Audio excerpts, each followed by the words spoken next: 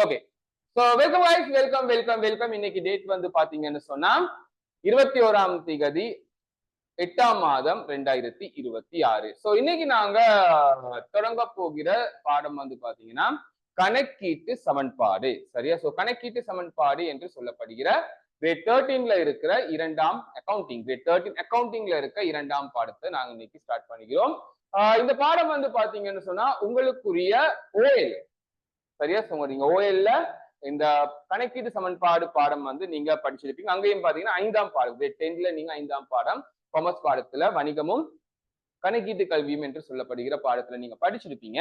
But இங்க வந்து நாங்க அது கொஞ்சம் தெளிவா, அதாவது தெளிவுன்னு சொல்றதை விட கூடுதலான விஷயங்களை அப்ளை பண்ணக்கூடிய காரியங்களை நாங்கள் பார்க்க போகிறோம். இந்த கணக்கீட்டு சமன்பாடு பாடம் வந்து பாத்தீங்கன்னா உங்களுடைய சிலபஸ், உங்களுடைய கிரேட் 3 அதாவது கிரேட் 12 சிலபஸினுடைய இரண்டாம் பாடம், அக்கவுண்டிங் பாடத்தினுடைய இரண்டாம் பாடம். அட் த சேம் டைம் வந்து பாத்தீங்கன்னா ஃபைனல் பேப்பர்ல 3வது கேள்வியில வந்து உட்கார்ந்து இருப்பாரு. சரியா? ஓகே. கணக்கீட்டு சமன்பாடு என்றால் என்ன அப்படின்னு கேட்க போறது இல்ல. ஆனா கணக்கீட்டு சமன்பாடு என்றால் என்ன என்பதற்கு உங்களுக்கு ஒரு விளக்கம் தேவைப்படும். ஓகே. சோ சமன்பாடு, சமன்பாடு என்றால் சமன் என்று சொல்வது இரண்டு, மேக்ஸ்ல வந்து பாத்தீங்கன்னா இரண்டு நேர்கோடுகள், சமாந்தர நேர்கோடுகள் இந்த மாதிரி நாங்க வரைவோம். சமன். அப்ப சமன் என்றால் என்னது? சமன் அதாவது இங்க வந்து பாத்தீங்கன்னா லெஃப்ட் ஹேண்ட் சைட், இடது பக்கமும் ரைட் ஹேண்ட் சைட் வலது பக்கமும் என்னவாக இருக்குமா? சமனாக இருக்குமா? ஓகே. இப்போ நீங்க சமன்னு சொல்லும் போது லெஃப்ட் ஹேண்ட் சைட்டும் ரைட் ஹேண்ட் சைட்டும் என்னவாக இருக்குமா? ஈக்குவல், சமன். அப்பதான் நீங்க சமன்னு சொல்லுவீங்க. அப்ப கணக்கீட்டு சமன்பாடு, அக்கவுண்டிங் ஈக்குவேஷன். ஓகே. கணக்கீட்டு சமன்பாடு, சமன்பாடு ஈக்குவேஷன். அப்ப கணக்கீட்டு சமன்பாடு என்று சொல்வது ஒரு விஷயமும் இன்னொரு விஷயமும் சமப்பட போகிறது. ஒரு எண்கணித ரீதியான ஒரு சமன்பாடு, ஒரு கணித ரீதியான சமன்பாடு. அப்ப எந்த விஷயத்துக்கும் இடையிலான தொடர்பு சமன்பாடு. இப்ப நான் ஒரு பிசினஸை ஆரம்பிக்கிறேன். நான் ஒரு பிசினஸை ஆரம்பிக்கும் போது என்னுடைய அமௌண்ட், என்னுடைய பர்சனல் அமௌண்ட்ல இருந்து நான் ஒரு தொகையினை, உதாரணத்துக்கு சொல்ல போனா 2 லட்சம் ரூபாவினை நான் முதலீடு செய்கிறேன். ஆகவே அந்த முதலீட்டுக்குரிய பெயர் மூலதனம், உரிமை என்று சொல்லுவோம். நிறுவனம் சொல்லும் அது உரிமை. நான் சொல்லுவேன் என்னுடைய மூலதனம், ஆனா நிறுவனம் சொல்லும் அது உரிமை. நான் 2 லட்சம் ரூபாய் காசு கொண்டு வருகிறேன். ஆகவே நிறுவனத்திற்கு அந்த காசு ஒரு சொத்து என்று சொல்லுவோம். நிறுவனத்திற்கு ஒரு சொத்து என்று சொல்லும். நிறுவனம் சொல்லும் காசு ஒரு சொத்து. உங்களுடைய மூலதனம் உரிமை என்று சொல்லுவோம். இப்ப நான் சொல்றேன் காசு காணாது. ஓகே. உதாரணத்துக்கு சொல்றேன் 2 லட்சம் ரூபாய். ஓகே.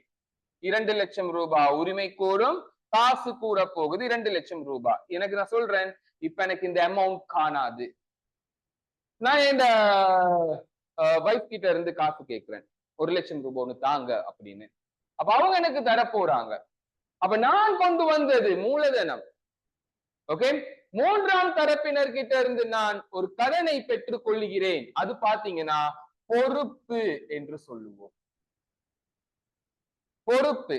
அப்ப நான் அவங்க கிட்ட இருந்து 1 லட்சம் ரூபாவினை, என்னது 1 லட்சம் ரூபாவினை நான் பெற்றுக் கொள்கிறேன். ஆகவே 1 லட்சம் ரூபாய் பொறுப்பு, அந்த காசாக பெற்றுக் கொள்கிறேன், நிறுவனத்தின் சொத்து. ஓகே. ஆகவே பாத்தீங்கன்னா சமனாக இருக்குது. இப்ப இந்த கொடுக்கல் வாங்கல பார்க்கும் போது பாத்தீங்கன்னா சொத்து 3 லட்சம், உரிமை 2 லட்சம், பொறுப்பு 1 லட்சம். ஆகவே லெஃப்ட் ஹேண்ட் சைட்டும் ரைட் ஹேண்ட் சைட்டும் என்னவாக இருக்கிறது? ஈக்குவலாக இருக்கிறது, சமனாக இருக்கிறது. ஆகவே கணக்கீட்டு சமன்பாடு, இது ஒரு சமன்பாடு. சொத்து சமன், உரிமை சக பொறுப்பு. ஆகவே இங்க லெப்ட் ஹேண்ட் சைட்டும் ரைட் ஹேண்ட் சைட்டும் ஈக்குவல் ஆக இருக்கிறது.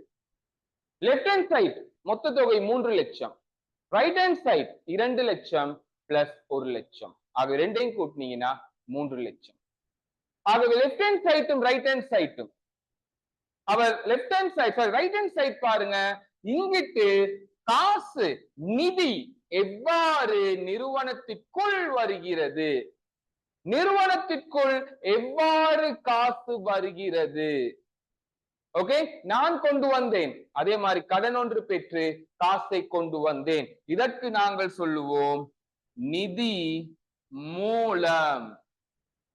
The sources of finance. Sources of finance. எவ்வாறு நிதியினை பெற்றுக் கொள்கிறோம், பெற்றுக்கொண்ட நிதியினை எவ்வாறு நாங்கள் பயன்படுத்தினோம், நிதி பயன்பாடு. நிதி பயன்பாடு இந்த இரண்டுக்கும் இடையிலான ஒரு எண்கணித ரீதியான சமன்பாடு. ஒரு எண்கணித ரீதியான சமன்பாடு பாத்தீங்கன்னா கணக்கீட்டு சமன்பாடு என்று நாங்க சொல்லுவோம். அப்ப கணக்கீட்டு சமன்பாடு என்றால் என்னது? ஒரு நிறுவனத்தின் நிதி மூலத்திற்கும் சோர்சஸ் ஆஃப் ஃபைனான்ஸ்,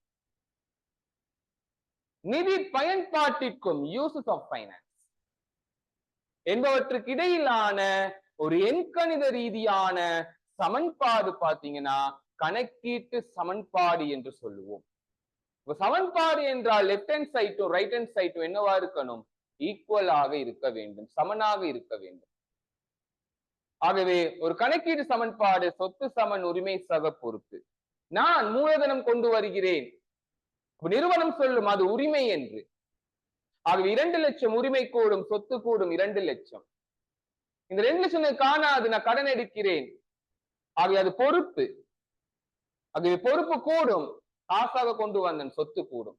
ஆகவே சொத்துல டோட்டல் வேல்யூ பாருங்க 300,000, 3 லட்சம். உரிமையில பாருங்க 2 லட்சம், பொறுப்புல பாருங்க 1 லட்சம். ஆகவே லெப்ட் ஹேண்ட் சைட்டும் ரைட் ஹேண்ட் சைட்டும் என்னவாக இருக்கிறது? இங்கு ஈக்குவலாக இருக்கிறது. இங்க 3 லட்சம், இங்க 2 லட்சம் சக 1 லட்சம். ஆகவே கணக்கீடு சமன்பாடு என்றால் என்னது? இந்த சைட் ரைட் ஹேண்ட் சைட்ல பாத்தீங்கன்னா நிதி மூலங்கள், the sources of finance. பணம் எவ்வாறு கிடைத்தது, நிதி எவ்வாறு கிடைத்தது, அந்த கிடைத்த நிதியினை நாங்கள் எவ்வாறு பயன்படுத்தினோம், the uses of finance, நிதி பயன்பாடு. ஆகவே சொத்துக்கள் உங்களுக்கு தெரியும், நடைமுறை அல்லா சொத்துக்கள், காணி கட்டிடம் வாகனம் தளபாட இயந்திர உபகரணங்கள். அதே மாதிரி நடைமுறை சொத்துக்கள் இருப்பு கடன்பட்டோர், அதே மாதிரி கையில வைத்திருக்கிற காசு. ஆகவே நிதி மூலம் நிதி பயன்பாடு, the sources of finance, the uses of finance என்பவற்றுக்கு இடையிலான ஒரு எண்கணித ரீதியான சமன்பாடு தான் பாத்தீங்கன்னா கணக்கீட்டு சமன்பாடு என்று சொல்லுவோம். விளங்கிச்சா? அண்டர்ஸ்டுடா?